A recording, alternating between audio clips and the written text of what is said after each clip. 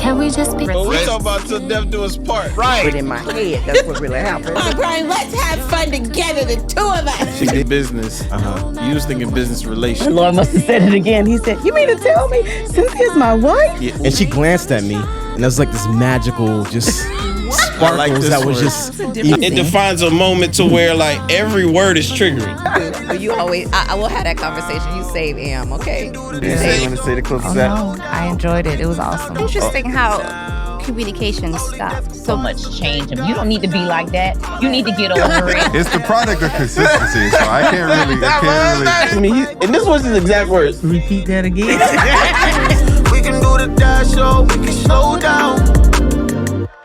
Yeah. It wouldn't have been even a discussion. No. Now, when you say respect, and this brings me, because I've always said this about Pastor Nick and your story, the respect you have for him, when challenges occur, the respect is what held it together. Yes, it's something a man must have. They must be respected in their home and just out and about. We set the tone. And when you say respect, that's so broad. They got to step up. When I say, Right? yeah, well, she both. said the man that a woman has to respect the man. They sorry. need that. Yes. I want you to touch on that a little bit because right now a lot of our men are not being respected by the wife in the home because of anger. Right, and resentment. Yeah. Because I resented him, and I was bitter, and I was very angry. But I knew. See, this is why it's so important to have God in your life, because when you measure your life to the Word, it gives you that power to be respectful when they don't even deserve the respect. That's good. So being that I always wanted to please God, I did what I was tried to submit. It was very difficult when someone's out, right? And not doing what they're supposed to do. But I just basically what I consider respect is how I speak to him in public. Can he lead me? Can he tell me what we're going to do, or do it always have to be a debate? It shouldn't always be a debate if he's the leader. That's good. And then remember, I come from parents from 1920. Yes, so I was kind of molded because Big John ran the house. Gotcha. Mommy did what Dad said. Okay. So I was already kind of pre-molded into that. So I let him lead, and I followed. And for us to respect in the house with the children, they never came before him. And then again, I grew up like that. My mom served my dad before he served us. I mean, it was real old school how I grew up. It's like Color Purple. And I never let them talk about him, even though he was staying out. I even laugh for him. Daddy's at work. Wow. I never wanted them talk bad in front of the kids. Never. All I was going through, I put him to bed. I would go in my room and cry. But I never, Dad is working. He'll be here soon, and all that type of stuff. But the respect of them not talking about them, talking about him to them. That's smart. When Dad said something, I agree with Dad. Pick up the paper. Not because I'm mad with Dad, and he tell him that how we put children in the middle. Oh yeah, yeah. And I'm because I'm upset with him, and he tell him to do something. I'm like, you know what? You don't have to go into your room. The worst thing you could do. And Pastor Nick, how much does hearing this and knowing that weigh into how you see your marriage today? That's good. Well, I mean, I think Fran and I have just, we've come a long way. I think there's still work to do with the kids, or they're not kids no more, our adult children, because dynamics change, right, all the time. And another thing you got to realize is when two people really become one,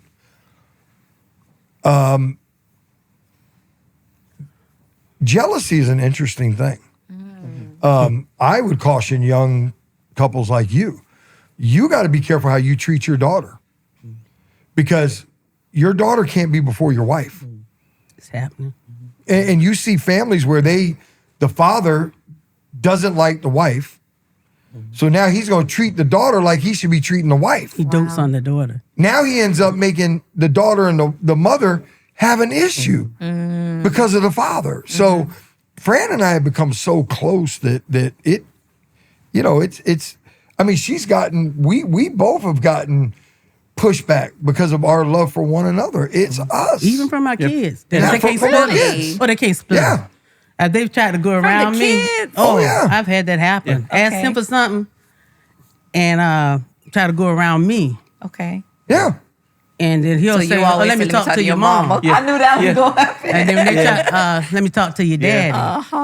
It ain't never just, and I'll go tell him, we need behind closed doors. Of course. But we ain't never going to be divided by Talk nobody. to your mom. Yeah. I love and that. And there's that's the reason why I asked that is because a lot of times people, I'm gonna use this word maybe a little too strong. They envy something without understanding the context of it. Oh yeah, And judge the harvest without knowing the seed sown. Exactly. Oh, and I'm saying, it can only weigh heavy in your heart to hear the respect that even in that season that was maintained to where it's like now, I mean, you can't talk me out of what I'm gonna do for my wife. There's Well, yeah, and that, exactly. That's what I'm talking about. You hit it on the head. Yep. They see things I do for my wife today, and it can be a little bit, it can be a little bit, people think, my wife gets whatever she wants, and people have a problem with that. They really have a problem with that. They really, I'm talking about your own family can have a problem with that. Yeah. My mom talks about my wife to her face. Oh yeah. What did she say to you last time? I don't think we should repeat it. About what? She said, I don't think. Yeah. Oh, my mom's a trip. So yeah. Anyway, but yeah, my mom jealous. My sister. People be jealous of your relationship. I mean, people. Because nobody can't come in it. Right. Y'all solid. Yeah. Yeah. People will try to split that thing. People don't like it when they can't travel around you. People don't like it. I've had people come and try to talk about Nick to me. And I just really build him up then. I said, oh man, he's so good. He's so great to me. I just really prop him up. How does that work in ministry? Because you guys are both pastors. We don't have any problems because he's always talking good about me. Yeah. I'm always talking good about him. And nobody know not to say nothing bad about me. And they know because of how we handle each other and love each other. I tell the men in the church we don't have no problem in that area. I tell the men in church all the time, I love Pastor Powe. Y'all know that, right? Yeah. I love this man. I mean, I just love, it was different, right? And it's like I try to tell people, because I got on people at the church a long time ago, like when thank God she's not here. She used to drive this little Mercedes. I'll never forget this. And he's buying all these new cars. I'm like, whoa. Let's get Pastor Deborah a new car, right? Because to me, if you love Pastor Powe, then how can you not love what he loves the most? Right? And that's how come I feel the way I feel about y'all, right? I mean, if you love somebody, right? Yeah. How do you not love what they love? And this is why I try to tell the men at the church, don't open my wife's door before you open your wife's door. Please don't. If you're not going to open your wife's door, don't come fronting and open my wife's door. Don't do that. Yeah. Because that's phony. That's religion. And it's going to cause That's what that is. It's going to cause some resentment at home. Yeah, be man enough. If you don't respect your wife, then just be quiet. You're going to respect my wife, but just be quiet and go on about your wife. That's the hood in it is so true. Unfortunately, it is true. Yeah. And I think a lot of it does resolve around that word that you're using, is respect. And love is a big word, and it encompasses a lot of attributes. I would say respect is a attribute that love needs. And when there's no respect, it just don't. That's what the fruit of it is. The fruit of it is, why are they opening up Pastor Frannie's door, not their own wife's door? Because they have no respect for their wife, but you are commanding respect for yours. Right. And so it's like the respect. Yeah. You know that saying too. People always say respect is earned. Pastor Frannie respected him. Even he didn't earn it because she honored God. Because she honored God. The respect came from honoring God, not respect earned. Yep. Her book talks about it. That's what she talks about. I just was not that this is this. Okay. But just talking about the honor code. I preached a message at our church called the honor code. Right. And honor simply says, I treat things with the same weight God has given it. Wow. That's what she did. Wow. And she didn't really respect me. She honored me. It's honor. Honor says whatever weight God has given it is my job to give it the same. Right. you know, it's above me. That's right. You It's know, above me. That's it. Yeah. it's That's above right. me. That's It's right. it's called honor. And it's dwindled, Yeah. right? Yeah. But I also, if I could, right, pull back there because you just said something, right? That you know, and this may be you just give if you could give your best shot at it, right? You know, because it's interesting, right? That there is a respect. There is a respect, and we know that respect is first because of a relationship with God, right? And we understand that we honor what God says, honor marriage, right? You honor this covenant. And so even when the people a part of the covenant may not have earned respect, I honor God and what he said this is supposed to be, right? And so my question would be this, right? Like, how would you tell a couple, or what would be a roadmap to saying, hey, we keep talking about love, but we need to get respect back. Like, what would be something you would say, hey, this is a building block to bringing respect back to your marriage? Spiritual alignment. Sit down with the Word of God. Write down things that y'all can 100% agree on that the Word says. Stop all the faking. If you don't believe in tithing, write it down. If you don't believe in serving, write it down. If you don't believe in praying, write it. But write down the things y'all agree with. 100% can align on and start there. And then write down the things you don't and get those things that you align on crystal clear, and then start working on the things you don't align on and try to come to a compromise, come to a place to where you can either agree to respectfully disagree or continue to work on it. I don't know. What do you say? I say that's good. I think before we get there, I think we have to do Ephesians. It gives us what to do, the man and the woman. And I tell you, it really works. The woman, he told us we had the power to build or tear down. Notice he spoke first to us, and then he told them to lay down their life. I guess because of what Eve did and her being controlling, he spoke to us first. But anyway, he said that we have that power to do that, and he told us to encourage. I mean, it's a long list. Venerate, reverence. I'm like, where our list, Lord? But anyway, there was no list for us. But anyway, this is the long list of things. Appreciate. All these type of things. It makes the man gravitate toward you. Absolutely. And when a guy don't feel appreciated, loved, well, he's supposed to go to work. Yeah, well, you can still say thank you. He don't have to. A lot don't. Right. Hello. Yeah, a lot aren't I appreciate you doing aren't going that. to work. So I say start there. Both of you.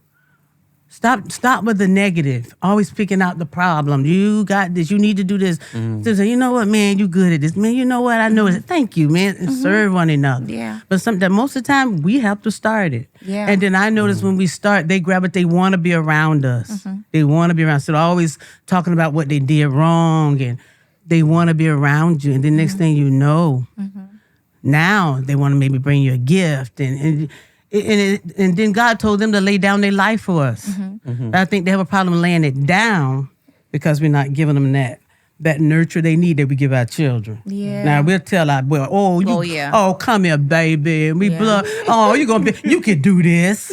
But I mean, husband. I think. Get away from me. What's your problem? Jesus. Grow up. And it just really, really hurts the design. What God wanted for us to be and become, that one and that love, it just really destroys it because it's a makeup. We talk about it's a role. These are designs. He made us to be nurturers. He made them to need respect. And if I left Pastor Nick today, God forbid, but if I did, I still would be a nurturer.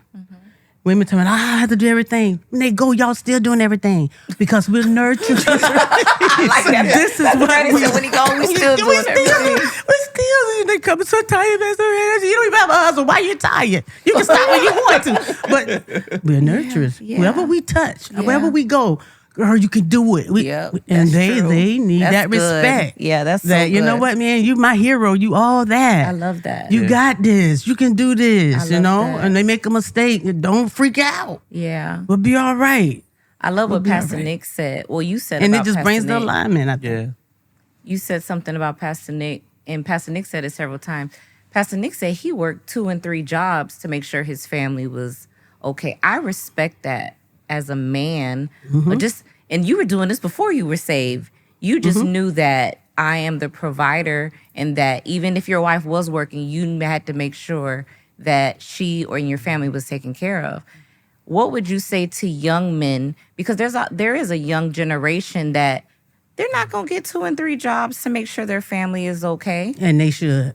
And I was going to ask Pastor Nick, what They should. That's one of the problems. I'm sorry. because a lot of them see it as 50-50. And that's the problem. But what do you say to a new generation? Because But that's being taught from the woman's side. She want equality. The women want it equal. The Bible never used the word equality. We need to stop that.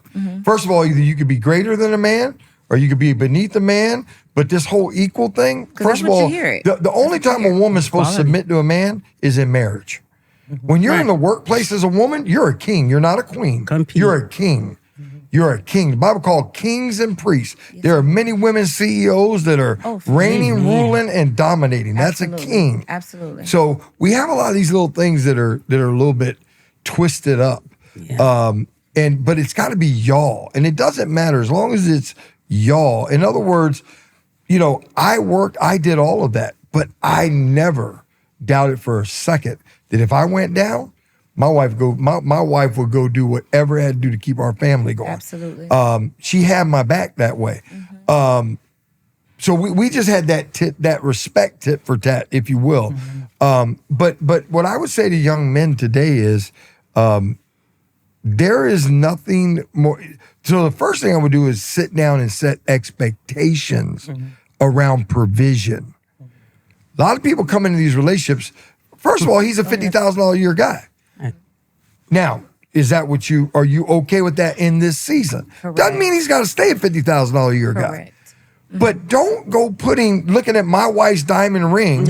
Wow. And then, I saw Pastor Frannie's ring. No. What do you mean? Yeah, you don't know what went into that ring. Yeah. He said they got a little piece today, huh?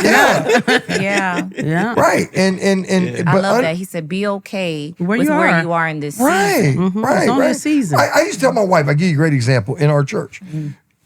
Pastor Deborah started wearing St. John knits. Y'all remember that? Yeah. Everybody in the church had to have a St. I told my wife, first of all, you ain't wearing no St. John knit. Number one, I'm not paying $2,500 for a suit for anybody. That's number one. Anyway. We're not, and I explained, it. but it's not. Listen, like I told her, it's not my heart's desire for you to have the best. But that's not where we're at. Not in that season. We're just not there. Okay. But I watch people. How do you go finance a woman's suit? Yeah. How do you go to a store and finance? So people would do this. But my wife understood that. That's an you could finance when my wife now. wore her first St. John knit? When Pastor Powe passed away, I took her and she wore St. John knits to his homegoing because he loved St. John knits. And I took her. And guess what? When I brought her that St. John knits, I could have bought her 50 of them, right? Because we could afford it. She could have whatever she wants now, but there's seasons. And I think I think that the young man has to has to have that conversation. Has to. And now he's also got to be willing. It's real easy to figure these things out. If you make a substandard pay, working 40 hours a week, that's at or below the poverty line, then you got to work. You got to get another job. I'll give you a great example. Tina came to me one time. Dad, I'm doing everything your way, but it's just not enough. I hear what you're saying, but you don't understand. What don't understand? So she brings me all her bills. Okay. She was back in the day, she was making like $2,200 a month. She had just enough. I said, man, this is great, Athena. She's like, what's great about it, Dad? I worked my butt off. I got just enough to remember. I said, the great thing is now you can get a part-time job, work an extra 20 hours a week, and you can save all of that. She didn't even, the generation, she said, what do you mean?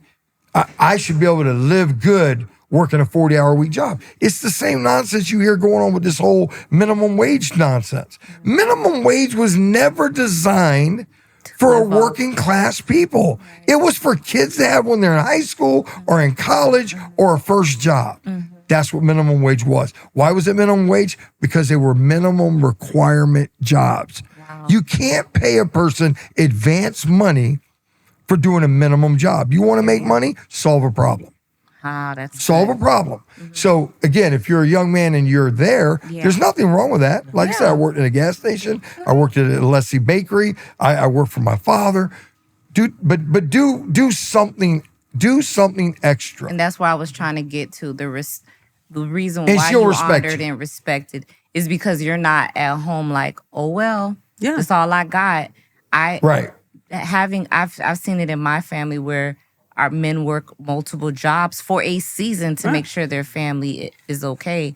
So your advice to young couples, bro, you're gonna have to get a job. You're gonna have to work. Pastor Rashida, I worked when I had my marketing company. I worked every Saturday. I worked every Sunday. I worked every holiday. Wow. Do you know when a holiday comes like Labor Day just came? Yeah. Even now, I look at my wife and said, praise God. Yeah, we did. I used to go out and knock on doors. I used to work those days. 4th of July. Why? Because everybody was home. 4th of July, Labor Day, Easter, all those holidays. I worked them, right? I mean, how many people won't even, they got a regular job, they won't even take the overtime of double time or time and a half to work a holiday. Oh, no, it's a holiday. I got to have. And another thing. Can I just say one more thing? Oh, yes, sir. This thing about this thing about vacations. Yeah.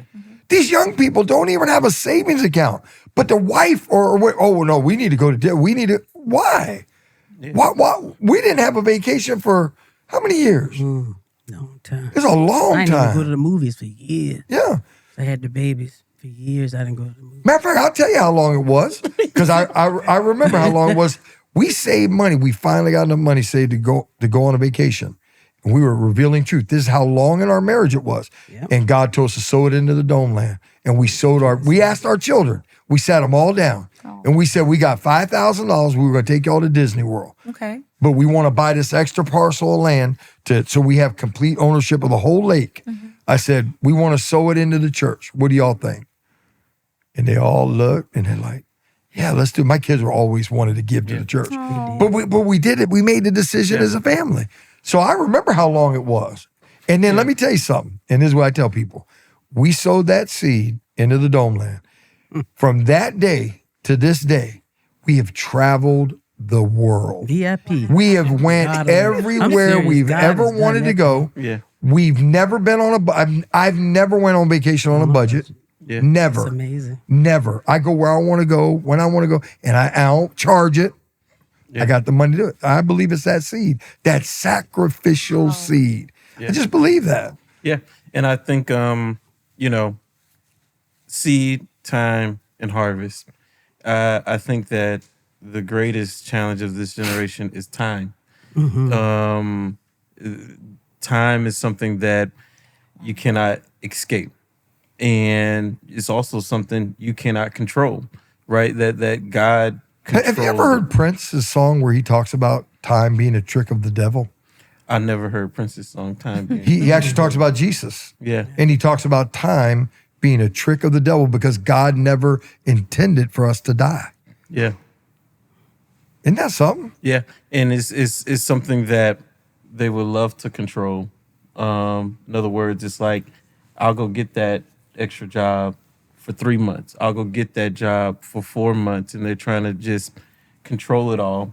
Mm-hmm. And it's unfortunate when I see it, because I know a lot of times what is making them do it is the pursuit of things that are vain. Yeah. Absolutely. And that's why you don't have the endurance to actually wait for harvest, because what got you started was vain. What got you going is vain, and you're looking for. You're gonna need. My point saying this, in order for someone to be able to take on that extra job or do that, you're gonna need strength that comes from God. Yep. And so it's not just simply a choice you're making. It's a decision God is bringing you to make. Yeah. But when God knows the root of you wanting that extra job is a selfish pursuit, you're not getting the strength from him to even endure those extra hours. You're not getting that. And so that's when you end up striving, self-effort, end up being burnt out, end up being stressed out because it was all about gaining something. No patience. Well, Yes. It wasn't, I'm just finish this piece. It wasn't the pursuit of being the provider. Right. It was the pursuit of being the man. There's a difference between the two. Absolutely. The man. That's When good, you Pastor said Brian. you said it really, really well. You weren't doing it to be the provider. You were doing it to be the man for the thing, for the vein, for the material. It's so much now people are doing it just for a thing, for me to go on vacation, for me to do a thing. They're not looking at it in a big picture. And what I could say respectfully about you, we sold our house. Most people, especially the church community, were shocked that we sold our house and moved into a townhome.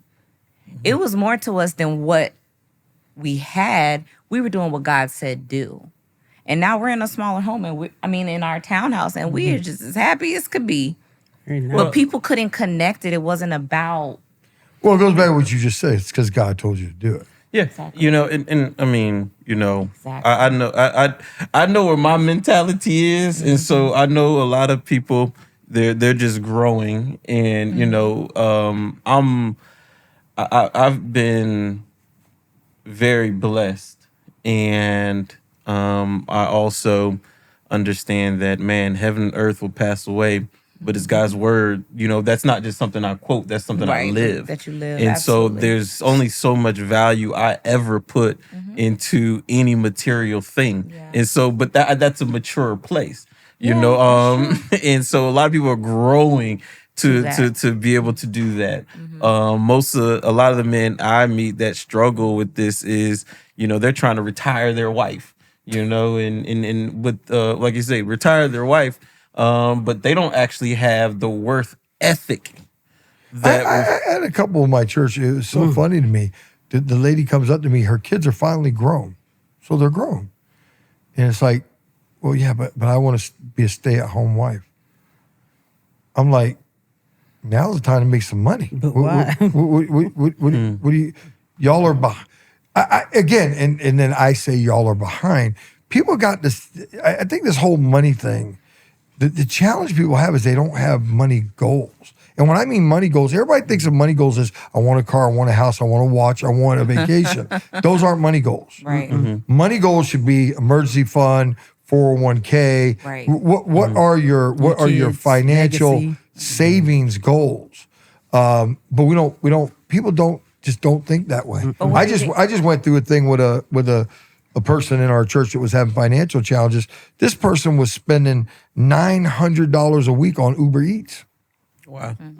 But it's not taught. You know what I mean? Like our generation is not taught about savings and 401k and everyone that's my age group, they're not even thinking about that. They just thinking about here's what changed it for me. Yeah. Jesus fed 5,000. What do you feed 5,000 with?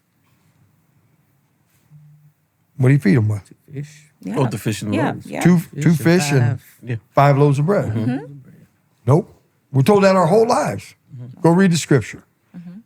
The Bible says Jesus took the 2 loaves and the 2 fish and the 5 loaves, and him and the disciples sat down and they ate.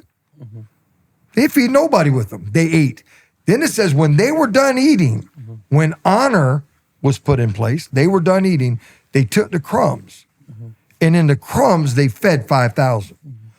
Our wealth is in our crumbs that we waste every day. You don't even need another job. It's not even about another job. It's about managing the resources God has given you today. It's in the crumbs. If you two go through, we can do it right now. I preach it, and we can go through it. I can sit y'all down right now and go through our last month of bills and find our crumbs, probably $5,000 worth of crumbs.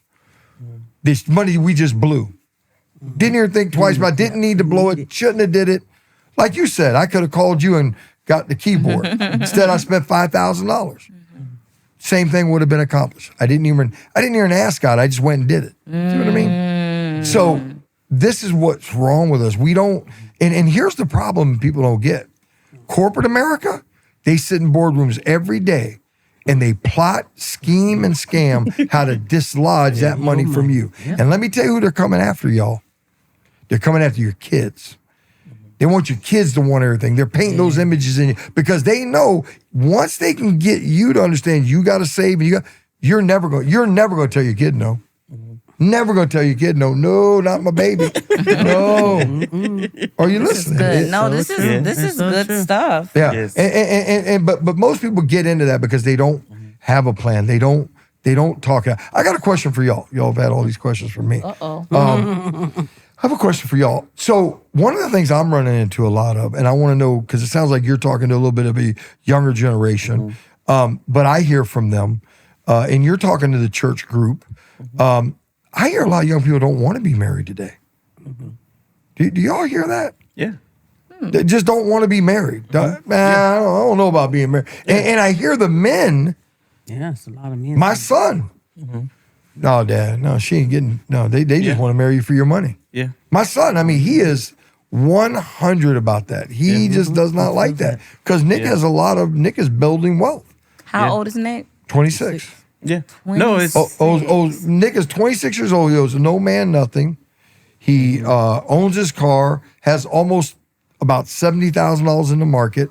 I mean, he's building, and it's like he says, if I go, they don't want to be married, but they do want somebody toward the end, though. Yeah. So I've seen people they want the benefits of marriage. Yeah, companionship. Yeah. So, but to answer your question, everybody wants that. You're absolutely right. Is there been a growing trend of people who are saying we don't want marriage, and we're good without it? Absolutely. And it's unfortunate, but it's I love there's this saying that says how generational things work, right? That if the grandfather likes it, then the grandchild will be interested. Like it declines. Basically say, hey, if the child witnessed the father and their parents struggle in marriage, then that child's perspective is going to be that marriage is a struggle, and then they're going to pass down to the next generation. Don't do it because it'll kill you, right? Like it declines, and I think that is. But I also believe this, and this may be a little on the deeper end, that I believe that it's an agenda of Satan. Absolutely. So I believe that the minority is being represented like the majority. I believe that advertisements, I believe that TV shows, I believe that social media, I believe that the algorithm, I believe that these things are tuned to make what is actually the minority seem like the majority so it can actually become true. No, I don't think it's true yet. I don't think that's right. I think you're 100% on. Because, I mean, just look at commercials today. How do you have all these commercials with gay couples now? Gay couples make up what, 3%, 4% of the, and it's nothing against gay people. I'm just saying, if they don't make, why would advertisers do that? I mean, you should advertise to your target market, but to your point, there's just a greater agenda out there of people trying to change I believe, to your point, our values. Yeah, trying to change the values. And unfortunately, there isn't enough, right? But we're doing this here. We're having this podcast. There isn't enough of people who are enjoying marriage talking about what they're enjoying at the same rate. You know, there and I think a lot of that is just a lot of pettiness, right? That you are withholding what could be helpful because you have a small issue, not valuing the greater issue at hand. Do you feel that the marriages that you talk to, one of the things I got from Fran a lot, even in the bad times, was, again, like the Three Musketeers, right? One for all for one. I always felt from her, she was 100%, 150% on board. I watched her walk away from her family for me. I told her, I said, we can't bring our kids around your family. I watched her do that. I watched her walk away from her church. I remember when I got her to come to Revealing Truth, I mean, she caught so much. This has been your church since you were 5 years old. Don't let him take you to another. And that Pastor Powe, he's all about money. I mean, we went there and without hesitation, when she sensed that I had a made up mind about something, she didn't follow me. She was with me. Yeah. There's a difference. That's good. Pastor She didn't Nick. follow me. I like It's that. what her following me like a little puppy dog. Yeah. She was with me. When I went to Revealing Truth, it was a greater attack on her than on me. Right. Because it attacked her religious posture. Pastor attacked it. Yeah. You know. And I would say, the big difference, right? And that's why I asked one of those questions earlier about it is, you said, man, I knew that if she got pregnant, that we were going to be together. Well, that's because there was substance there. There was something you knew she valued. This generation marries image, not substance, right? good. They marry image, not substance. stuff. Then once they marry the image, then they find out there's no substance. So then they try to retroactively create substance within marriage, right? And if you say, well, what do I run into the most is they find out that the image didn't have substance. And so then now they're trying to, I'm gonna say they're trying to Hail Mary themselves into a great marriage.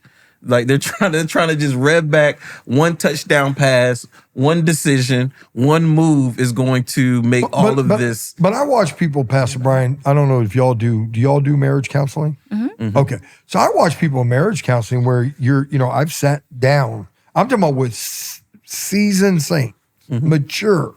Matter of fact, one of the leader in my church. And I'm not ever going to tell somebody, but I will ask questions to bring it to the surface. And then you got to do what you want to do with it. If I ask you questions that lets Rashida know that you don't understand money, you don't understand finances, you're not a saver, you're never going to be because you are consumer obsessed, right? I can't tell her, hey, that's something you need to, but you bring it. And then I've watched them where it comes, once they make up that decision, they're going to get married now. Yeah. And it comes to light, they still just follow through with this stuff. They can change. Yep. And so, I mean, absolutely. I have 3 little guidelines, which probably don't surprise you because I work very structured. So my number one thing is I don't counsel anybody who has been married more than 4 years. Right. Because anything you're dealing with, that's what happens. After 4 years, We counsel them. We just send them to somebody my else. point is to say, after 4 years, then you should be able to articulate what we are going to fight for. Wow. Right? Because if you can't create substance in 4 years, then maybe there isn't substance here, right? That at the end of the day, you got to have weight. I call it weight. You have to have weight when you're wanting to fight for something. There has to be something here that is on the line. And so a lot of reasons I say, so we're going to wait 4 years and see if there's even some weight here. There's some substance here. And if you can't clearly communicate to me what this is, what we're fighting for, what we're protecting that God wants to do, then what are we doing? And that's the problem. A lot of times they don't even know what they're protecting by staying together. They don't know what God is doing with their marriage. And so then we're trying to use the word of God to protect something that God ain't even doing. And so I'm like, we have to find what God's doing if we're going to use his word to protect it. Gotcha. And then secondly, I tell them, it's like I said, you can't Hail Mary yourself into a great marriage. You can't just rev back with 4 seconds on the clock and just hope someone catches the ball in the end zone. No, that if it's a journey, then you have to treat it like a journey. And so then I give them this little 3-step little thing. Whatever it is you're fighting over, I have the husband say how he feel. And then I ask the wife, I say, hey, what's one thing he can do to take that? So I make him put him in the scale. We're not going to deal in obscurity. On a scale of 1 to 10, how bad is it? If they say it's a 9 out of 10, Pastor, then I say, okay, what's one thing he can do to move it to a 10? But what's one thing he can do that'll bring it back down to an 8? Right? That you have to start to treat it like a journey, not like one decision. You can't allow it to exist in obscurity. You got to get the feelings out of it. You got to get the emotions out of it. I feel what he did was bad. On a scale of 1 to 10, how bad? Like you can't just be like, oh, it's bad. No, on a scale of 1 to 10, was it a 7 bad or a 5 bad? Mm-hmm. Like oh, it's a 10, Pastor. Well, what can make an 11? Like it's their worst, right? I'm saying that to say that this generation loves to put things in an uncurable box. They love to keep things undefined so that even when you're trying to fix it, it just gets elusive. It's like then you're just but we're not playing ping pong, we're not going match for match. But if you're saying like this is what happens with this generation, they try to just make it uncurable. They ping pong. It's a lot, but you almost have to drill them down into substance and say, no, did we get from a 4 to a 5? Did we get there? Because the image they see is perfection. And so whenever they don't get perfection, they think that it's all failing. Wow. And that has to do with the social media feeds. Yeah. And so it's like, you know what? If I don't get perfection, then we're not doing good. And so then you got to bring them into reality and let them know, hey, listen, your marriage may be a 4 today, but maybe next year it can be a 5. If that makes you mad, if slow improvement makes you mad, you don't understand that this is a journey. There's no Hail Mary. Right. Marriage. But that's it, Pastor Nick. That's how you get to 41 years. That's how that goes. But I've talked from I said it's amazing. It's been a fun journey. But I want to say, I did marriage counseling with a couple that was married for 48 years, and one's as soon as a couple months, right? And so it's a wide range, but there are an amazing amount of similarities, truthfully speaking, though. But yeah, this has been good. It's been good, right? It's been good. I think we touched on everything except one thing. What thing we didn't touch on? You never asked the question about what is something that they are mad at that they can laugh at. I feel like there's so much that they could. No, now currently. Remember, you always ask that question. Now. What is something that currently makes that used to be mad at that you just laugh at today? Something recent. Or could it be in the past? Yeah. Bryan always asks couples that, and it's funny. Well, when she went to the hospital to get an MRI done, and she took off a $50,000, $60,000 diamond ring and put it in the middle console of the car, and then proceeded to valet park the car with a 3-carat perfect diamond sitting in the thing. I hit it. Come on, man. You making it sound real bad. So I hit it down in there. Yeah, now I can. And now he said he was mad, but now he can laugh at it. Pastor Deborah always blamed me for that because she said I should have insured the ring. So I always on our trips I always get. See, it's double. See, I get 2 of them teaming up on me, so I get I don't get to win those battles. But yeah, so she lost her ring and he was mad. But now y'all can laugh about it, right? Yeah. Well, I mean, kinda. I got a bigger brother. That was good. The only people can laugh about that are people that never worked for $60,000. I mean, but anyway. Don't go there, Bryan. Powe. He looked at me because I lost my ring too. Oh, did you? Yeah, but we could. Well, she didn't lose hers. It was stolen. So I would say mine probably was stolen because I put it one place and it's not there. So you know what I'm talking about, Bryan? But it's funny because Bryan can laugh at it now, right? I think I'm still in the numb stage. I don't know if I processed it. So I didn't get mad because I didn't process it. It happened. It did happen. I don't know where I'm at. But you know what I was mad about? I really wasn't mad that she lost her ring. I was mad because it was my desire to take that ring and then upgrade it. And he did. Yeah, and I did. Win-win. It was a But win. the reason why she got all these rings, just so y'all know the story behind the rings, is when we had been married for 10 years, on our 10-year wedding anniversary, we went to Las Vegas. And I made my wife take all her jewelry off. So I used to buy her watches and jewelry because I was a gambler. So that's how I would save my money. Okay. I would let her wear a little bit, and then I'd get it back. So we went to Vegas, and I made her take her wedding ring off, her Concord watch, everything. I pawned it all because I went broke to gamble. 10th anniversary. Our 10-year wedding anniversary. Man, God is good. And she gave it up. She gave it up. Because she honored you. Okay. No, because he was real mad. He was real mad. So let me tell you why. Yeah, take the ring. Give me the ring. No, it wasn't nothing nice about it. Wasn't no honor. It's 'Cause all I right. walked all the way to the desert. You still I was so here. mad with that. I walked all the way through Vegas. I hit the desert. I walked so far. Yeah. And I was like, So that's why this. that's why she got these ring upgrades. Oh, That's why I man. keep I telling enjoy you, y'all so much. They You got to know the whole story. You You gotta know what know I'm the saying? whole story. Some You ain't people, tapped some the people surface. still in their pawning season. Yeah, you know what I'm that's saying? And the reason I felt justified taking the ring, the jewelry, all that, is when we got there, we were checking in. So there was a line. This was back before VIP, and I wasn't a VI nothing. So I told her I couldn't wait to gamble. So I said, you get in line, you check us in, I'm going to be right there.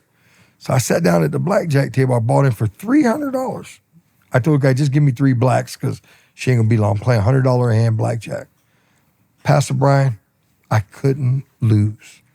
She gets to the table. I'm up $1,800 by the time she checked us in. So I colored up. I got 3 purples. I said, take these 3 purples. That's $500 each. I said, go to the cage and cash them in. I'm going to just sit here and play with this $300. By the time she cashed in the $300 and got back, I was up $2,500 more. Wow. So I did that again. Yeah, Sent got me her- going back and Yeah. forth. So then That's she all- comes back. By the time she comes back, I'm love up Pastor another Frannie. $2,700. I'm up like 7,000 in 15 minutes. So finally she's, I knew you were going to do. So she starts throwing a fit at the table. I knew it. I said, okay. So I told her, cash me in. So I took her upstairs. We did our thing and she fell asleep. And I snuck out. This is real talk. This is real rawness. By the way. Yeah. I love it. This is Greg, real and raw. Greg, I went back downstairs. Hold on, I gotta tell y'all. I went back downstairs. I never won another hand. The black cat got me. I was always a black cat. Anytime he lost anything, It's football you. game, I went through that. all the black cat came in the Pastor room. Bryan. Pastor Bryan. Get out of here. I went through that 7. Pastor Bryan went through that 41 years. 7. I love it. The black cat. Oh, you want to tell what a black cat she is? Every time he lost, Pastor Bryan. just walk in the room. Pastor Bryan, when the game Bucks changed were because playing of me. Philly in the playoffs to go to the Super Bowl and they were driving down, when she walked out of the room, Rondé Barber made the greatest play in He Bucks believed this history. stuff, too. He believed it. Oh, see, He called you the black The cat. black cat. It's all right, Pastor. No, the black cat got me.